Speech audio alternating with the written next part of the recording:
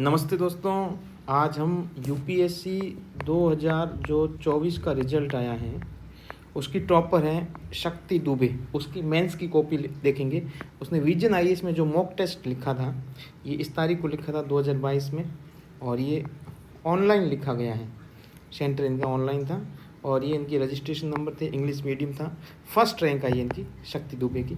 उनकी कॉपी का एनालिसिस करते हैं कि वो कैसे लिखती थी और कैसे लिखना चाहिए।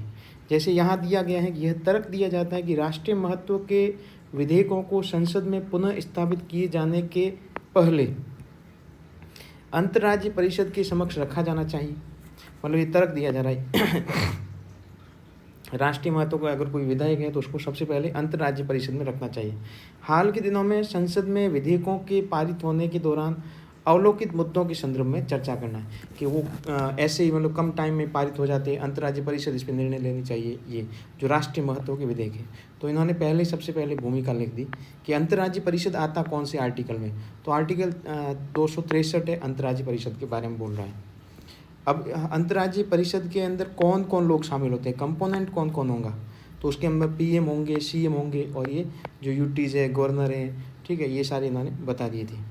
फिर इनके बाद ये है, पैराग्राफ के माध्यम से बताएंगा कि इनका कार्य क्या है, कि ये क्या क्या कार्य करते हैं, उनमें कौन कौन शामिल होते हैं। ताकि क्या है कि राष्ट्रीय महत्व का कोई भी विधेयक है उसमें सबसे इम्पोर्टेंट बात है ये जो आंकड़े होते हैं, डाटा होता है, पीएसआर क्या रिपोर्ट होती है भाई, कि कितना परसेंट करप्शन है, कितने परसेंट उसके जो संसद के अंदर बैठे हैं वो लोग आपराधिक प्रवृत्ति में कितने लोग शामिल हैं, वो सारे डाटे देने चाहिए।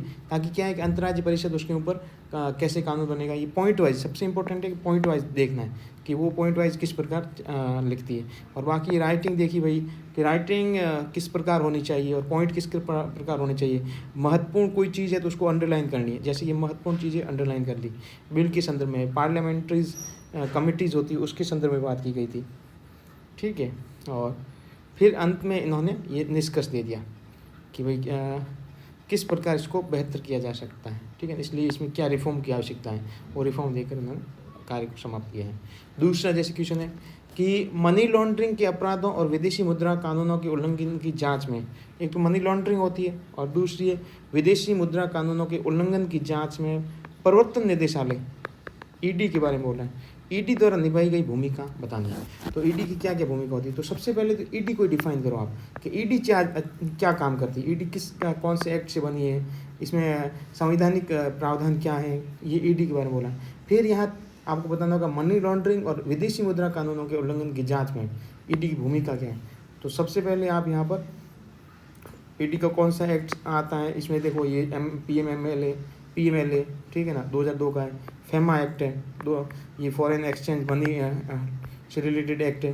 ये एफईओ है, ठीक है ना, और फ्यूगी इकोनॉमिक्स ऑफेंस एक्ट है 2018 का है, ये बता दिया। उसके बाद है रोल ऑफ ईडी का रोल, दो चीज़ों में रोल दिखाना था, तो अब यहाँ दो दिखा देंगे। एक तो मनी लॉन्ड्रिंग में क्या है और एक विदेशी मुद्रा कानूनों के उल्लंघन के संदर्भ में क्या है। तो ईडी का रोल इन्होंने पहले बता दिया है मनी लॉन्ड्रिंग के संदर्भ में इंपॉर्टेंट पॉइंट और डाटा देके इन्होंने समझाने की कोशिश। जैसे पहला आंकड़ा दे दिया, ठीक है ना, दूसरा हो गया इस प्रकार। ये जरूरी नहीं घर बार पॉइंट लिखो, तो इसमें जो भी इंपॉर्टेंट होती है उसको आप लिख दो, और जो चीज़ अगर अंडरलाइन करने की नहीं होती उसको अंडरलाइन करने की आवश्यकता नहीं। फिर उन्होंने फॉरेन एक्सचेंज मनी के बारे में, विदेशी मुद्रा के बारे में बोला है, तो यहाँ पर भी इन्होंने ये प्रेजेंट कर लिया अच्छे से भाई ईडी इसके संदर्भ में क्या क्या कार्य कर रही है और अब ईडी क्या करना चाहिए, वे फॉरवर्ड भी आगे बताना कि अभी तक ईडी ने ये कार्य किया है लेकिन इसको ईडी को और भी बेहतर कैसे बनाया जाए। तो इससे संबंध में ये वे फॉरवर्ड 3-4 पॉइंट देते हैं। इससे ही निष्कर्ष भी कहा जा सकता है, ठीक है, और इसी वी फॉरवर्ड के रूप में भी लिखा जा सकता है ये कार्य और भी करने चाहिए। जैसे अपॉइंटमेंट के संदर्भ में हो गया, उनकी कैपेसिटी बिल्डिंग उनको करने के लिए ईडी को क्या करना पड़ेगा इस प्रकार, और इसको कॉन्स्टिट्यूशनल स्टेटस देना पड़ेगा ताकि संविधान के अनुसार कार्य करे। क्वेश्चन है कि भारतीय संविधान भारत में उदार लोकतंत्र के विकास हेतु ढांचा प्रदान करने में सफल रहा है, कि हमारा जो संविधान है ना उदार लोकतंत्र को ढांचा प्रदान करने में सफल रहा है। विश्लेषण करना कि कितना सफल रहा है, विश्लेषण का मतलब कितना सफल रहा है। तो सबसे पहले तो जो उदार लोकतंत्र की संदर्भ में क्या क्या चीज़ें हमारे संविधान में उसको बता दो, ठीक है ना, और वो आप ये भूमिका में हो जाता है। फिर है इसके संदर्भ में उदार ये जो लोकतंत्र रहा है, एक तो क्या है कि इनकी जो राइटिंग थोड़ी सी अस्पष्ट सी है हिंदी मीडियम में। जैसे सिटीजन लिखा है तो इसको हम अच्छे से ये नहीं पढ़ पाएंगे। जैसे लिबरल डेमोक्रेसी है, तो लिबरल डेमोक्रेसी में क्या फ़ायदा होगा, तो एक इलेक्शन के रूप में, एक कानून के रूप में, एक नागरिक के रूप में, ठीक है।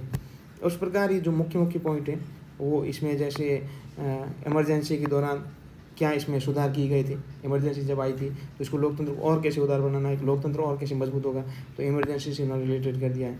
जैसे yet now did not wellness, मतलब परोपकार के उस टाइम कार्य नहीं हो रहे थे, फिर इसको कैसे मजबूत किया गया था। फिर जजों के जितने भी केस आए थे, केशवानंद भारती हो या अदर केस हो, उसके माध्यम से ये लोकतंत्र कैसे मजबूत हुआ। Reach for success of legislation sorry, तो उसके संदर्भ में आर्टिकल 32 हमको बता रहा है कि किसी के साथ भी कोई भी होगा तो ये रीट संवैधानिक उपचारों के रूप में प्रयोग की जाएगी। आर्टिकल यहाँ 13 के हैं, आर्टिकल 42 है, आर्टिकल 32 है, आर्टिकल 136 है, वो क्या बता रहे हैं, ठीक है। और वो इम्पोर्टेंट आर्टिकल, डाटा देना बहुत ज़रूरी था रेट के माध्यम से कि ये क्या दिक्कत आती। फिर ये आर्टिकल है जो सबसे इम्पोर्टेंट भाई, केंद्र जो अंतर्राष्ट्रीय संबंध है, ठीक है, और प्रशक्ति का पृथक्करण है, 121 है, 123 है, 356 है, उसके माध्यम से डेमोक्रेसी कैसे मजबूत हुई, और लास्ट में जाके निष्कर्ष के रूप में पॉइंट बता दिया।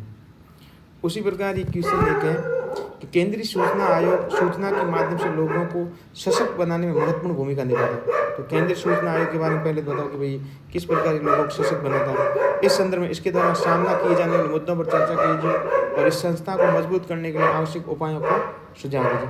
तो इस प्रकार इन्होंने, मैं आपको ऐसे नॉर्मली बता रहा हूँ अब तो, क्योंकि इतना टाइम नहीं है आपके पास में। तो सेक्शन 12 में RTI दिया और पहले RTI के बारे में बता दिया। फिर CIC जो है उसके संदर्भ में इंफॉर्मेशन है, तो ये इन्फॉर्मेशन दे दी। आप जैसे ज़्यादा पॉइंट में लिखने की जरूरत नहीं, पैराग्राफ रूप में भी लिख सकते हो, जैसे ये पैराग्राफ रूप में लिखा गया। अब CIC के संदर्भ में क्या इशू है, तो इशू 2005 का संबंध में 2019 में उसको रिजोल्व किया गया था। उसके बाद लेक ऑफ क्या लिखा, मेन्यू जो पता नहीं क्या नहीं, और इस प्रकार आप ये ना देख सकते हो भाई, ये पॉइंट दे दिए, काफ़ी पॉइंट दे दिए। फिर वे पॉइंट के रूप में भी आगे बता सकते हो कि ये चीज़ें हो जाएगी, तो इसमें निराकरण किया जा सकता है। जैसे समूह संहिता के सिद्धांत से आप क्या समझते हैं, भारत के संदर्भ इसके महत्व की विवेचना कीजिए। तो सबसे पहले ये सिद्धांत क्या है, तो सिद्धांत यहाँ पर समझा दिया गया। और इसके बाद है importance of purpose of India, India संबंध में क्या है, तो ये पॉइंट वाइज बता सकते हो आप, ये 5 पॉइंट बता दिए, ठीक है। फिर इंडिया क्या वो होता क्या होता है, तो सॉरी इंडिया के संदर्भ में ये पॉइंट बता दिए भाई, आर्टिकल 1992 वाला क्या बता रहा है, ठीक है ना। 3F क्या है, 3F रणनीति होती है, फंड होती है, फंक्शन होती है, फंक्शनरीज होती है, और उसके बाद लास्ट में जाके ये निष्कर्ष देना, भूमिका लिखनी, और जो क्वेश्चन पूछा वो बताना जरूरी। अगर इस प्रकार कार्य किया जाए तो नंबर नो डाउट आएंगे, क्योंकि ये फर्स्ट रैंक है, ठीक है ना। इस प्रकार अगर नंबर लाया जा सकता है तो अपन भी कोशिश करेंगे तो जरूर आ सकते हैं। जैसे राजनीतिक दलों और दबाव समूहों के बीच विद्यमान अंतरों को स्पष्ट करते हुए चर्चा कीजिए कि भारत में शासन और लोकतांत्रिक प्रक्रियाओं को बेहतर बनाने में दबाव समूह कैसे महत्वपूर्ण भूमिका निभाते हैं। तो दबाव समूह के बारे में बताना है कि दबाव समूह की क्या क्या भूमिका होती है, पहले इसको डिफाइन करो। जैसे इन्होंने प्रेशर ग्रुप और पॉलिटिकल पार्टीज दोनों को अलग अलग करके पॉइंट वाइज बता दिया क्या है, ये पूरा बता दिया। और लास्ट में जाके दबाव समूह किस प्रकार कार्य करते हैं ये भी बता दिया, और लास्ट में जाके निष्कर्ष छोटे रूप में दे दिया। भारत और USA की संवैधानिक योजना में शक्तियों के पृथक्करण का कार्य अपनी व्यवस्था के अनुसार भिन्न है। शक्तियों का जो पृथक्करण होता है वो कार्य व्यवस्था में भिन्न है, उसका परीक्षण करना कैसे। तो सबसे पहले दिए सेपरेशन ऑफ पावर क्या होता है वो बता दो, ठीक है। इंडिया में क्या है, वहाँ पर क्या है, तो ये आप इंडिया और USA आप डिफरेंस कर सकते हो भाई। इंडिया का सेपरेशन ऑफ पावर क्या होता है, लेजिस्लेटिव, जैसे इंडिया में दोनों मिले हुए, ये दोनों अलग है, कहने बोलो ये। इस प्रकार आप पैराग्राफ डायग्राम कुछ भी बना के पॉइंट वाइज दिखाओ, ये बहुत अच्छा तरीका है। हाँ, आगे जैसे क्वेश्चन है कि मूल कर्तव्यों का नैतिक मूल्य अधिकारों का दमन करना नहीं होगा, बल्कि लोगों को अपने कर्तव्यों के प्रति उसी रूप में जागरूक बनाना है, लोकतांत्रिक संतुलन स्थापित करना है जिस प्रकार वे अपने अधिकारों के प्रति जागरूक है। मूल कर्तव्य और इन दोनों में डिफरेंस क्या है, तो ये फंडामेंटल ड्यूटीज़ क्या है उन्होंने मेन लिख दिया, ठीक है ना।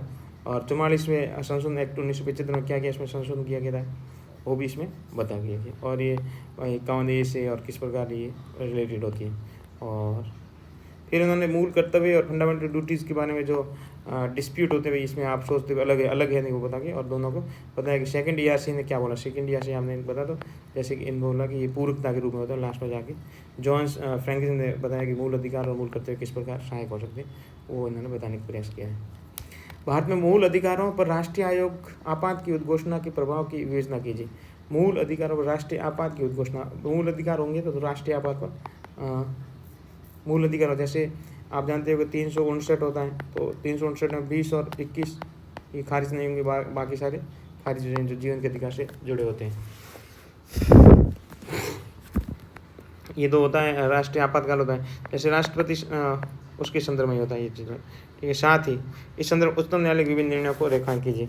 तो ये 352 से 360 जो राष्ट्रीय आपात होता है उसमें ये सारी चीज़ें ये क्रम वाइज पॉइंट वाइज बताने पड़ेगा करेंगे भाई, अगर 1965 1975 में क्या हुआ था, कितने आपात लगे थे, इसमें किस किस को क्या प्रभाव पड़ता है, क्या डिसीजन आया, जैसे 358 क्या है, 359 क्या है, ये आपको क्रम वाइज आपको याद करना पड़ेगा कि इसमें क्या क्या प्रावधान है। तो 20 और 21 किस प्रकार बचे रहेंगे, बाकी वाले आर्टिकल अगर खारिज होंगे तो किस आधार पर खारिज होंगे, वो सब उन्होंने बताने की कोशिश किया है।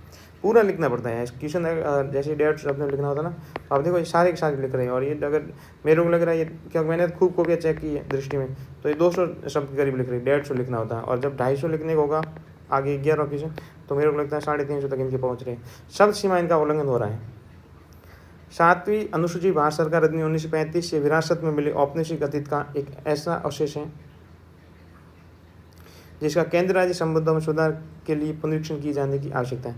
जैसे अब ये 7वीं सूची के बारे में बोल रहे हैं कि 7वीं सूची क्या है, तो 7वीं सूची में जैसे ये विषयों को डिवाइड किया गया, तो इन्होंने बता दिया भाई कौन से आर्टिकल में 7वीं सूची, ठीक है, और इसमें कौन कौन सी ड्यूटीज़ है, कितने देखो कितना इनको याद है।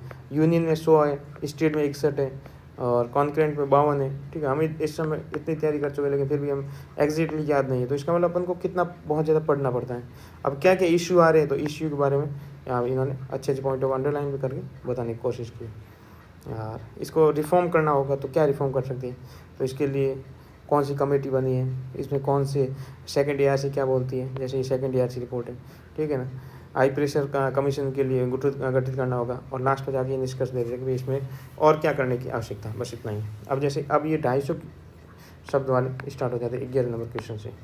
अब क्वेश्चन है कि प्रौद्योगिकी में कानून के क्षेत्र में व्यापक बदलाव लाने और न्यायिक प्रणाली को रूपांतरित करने की क्षमता विद्यमान है। प्रौद्योगिकी के अंदर मतलब कानूनों के क्षेत्र में व्यापक बदलाव लाने और न्यायिक प्रणाली में रूपांतरित करने की क्षमता विद्यमान है। इस संदर्भ भारतीय न्यायपालिका के डिजिटलीकरण की आवश्यकता और इस संबंध में सामना की जाने वाली चुनौतियों का परीक्षण करना है। तो ये डिजिटलीकरण के बारे में बोल रहे थे, जो क्वेश्चन पूछा उसके अकॉर्डिंग आंसर देना है। आप तो ये देखो भाई यहाँ पर किस प्रकार लिखा जाता है, इंपॉर्टेंट पॉइंट वाइज लिखा जाता है, जैसे पॉइंट वाइज है, ये लाइन अंडरलाइन कैसे करनी होती है, ठीक है ना। टुकड़ों में क्वेश्चन जो आप पूछा उनको कैसे टुकड़ों में काटना होता है, फिर वही वेलनेस के लिए क्या होता है ये पॉइंट वाइज बता दिया, वे फॉरवर्ड क्या होगा ये बता दिया, और लास्ट में निष्कर्ष दे दिया। निष्कर्ष और वे फॉरवर्ड दोनों भी देखा जाए तो अलग होते हैं, कभी कभी एक भी मान लिया जाता है। इस प्रकार आप ये कॉपी आप देखिए, आपको अगर ये कॉपी चाहिए तो मैं अभी अपने टेलीग्राम चैनल है स्टडी विद सुंदर, मेरा चैनल है स्टडी विथ SUNDER सुंदर, ठीक है, यहाँ डिस्क्रिप्शन में पड़ा हुआ है, ठीक है ना। और डायरेक्ट जाके ये कॉपी यहाँ से प्राप्त कर सकते हैं, वहाँ में डाल दूँगा। जैसे अगर कोऑपरेटिव सोसाइटी के बारे में बोला भी क्या होती है पूरा बता दो, इसमें एक्ट कौन सा होता है, इसमें एक्ट कौन सा होता है, क्या क्या प्रावधान होते हैं, ठीक है। रोल ऑफ कोऑपरेटिव सोसाइटीज़ क्या होगा, तो पॉइंट वाइज आप बता दो, जैसे 8 पॉइंट में रोल बता दिया, ठीक है ना। और बाकी है ये क्या कॉपी स्पष्ट भी नहीं है, एकदम फोटो एकदम सही नहीं खींचे गए, ठीक है। इश्यूज़ क्या आ रहे हैं, इश्यूज़ बता दो, वे फॉरवर्ड क्या है, वे फॉरवर्ड जैसे आपके पास अपना पेज इतना ही बचा है। अब वे फॉरवर्ड में और इश्यूज़ में तो बहुत ज़्यादा एक पूरा पेज चाहिए था, लेकिन किस प्रकार अगर कम पेज हो तो इसको कॉमा तीर के निशान के रूप 3 ही पॉइंट बता दिए, 3 ही पॉइंट बता दिए, और इसको लास्ट में जाके डिस्कस दे दो। अंतर्राज्यीय नदियों के प्रबंध के बारे में बोल रहे हैं, तो क्या क्या इश्यू आता है ये बता दीजिए। सेकंड क्या है, देयर फंडामेंटल्स स्ट्रक्चर क्या होता है इसके संदर्भ में, तो ये पॉइंट वाइज बता दो, फेडरल का क्या सिस्टम है। और 262 जो अंतर्राज्यीय नदी जल विवाद होते हैं उससे संबंधित हो, इसको आप बता दीजिए कि क्या करने की ज़रूरत है।